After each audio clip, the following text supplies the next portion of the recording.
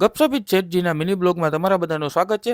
હું ઠાકોરજીની માળા કરીને મસ્ત મજાનો આમળાનો જ્યુસ પીને નીકળી ગયો દુકાન પર જવા। રસ્તામાં આપણે પેલા બાલાજી દાદાના દર્શન કરીને ત્યાંથી એન્ટીવાયરસ લઈને આપણે આવી ગયા છીએ દુકાને આવતાની સાથે જોયું તો આપણે જુનિયર શેઠજી કસ્ટમરને રિપ્લાય આપવા બેસી ગયા હતા। ત્યારબાદ અમે બંને ભાઈઓએ રિસ્ટોક થયેલા નવા ડિઝાઇન્સને શોટિંગ કરવાનું ચાલુ કરી દીધું। તમને આ ખ્યાલ હોય કે આ ડિઝાઇન્સ કઈ છે તો અમને કમેન્ટમાં જરૂરથી જણાવજો।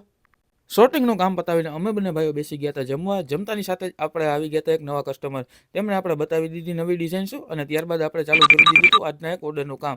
આ ઓર્ડર આપણા એક જામનગરના કસ્ટમરનો છે જે ખૂબ જ સારો એવો ઓર્ડર કરે છે। આજના એમના ઓર્ડરની અંદર તમને બતાવી દઉં, રાધે કળા છે, ચક્કર ચાપડો છે, બિંદી વરિયા છે, તેમજ આપણી ખુશનસીબ એટલે કે ટોટલી દરબારી આઈટમોનો એમનો ઓર્ડર હતો।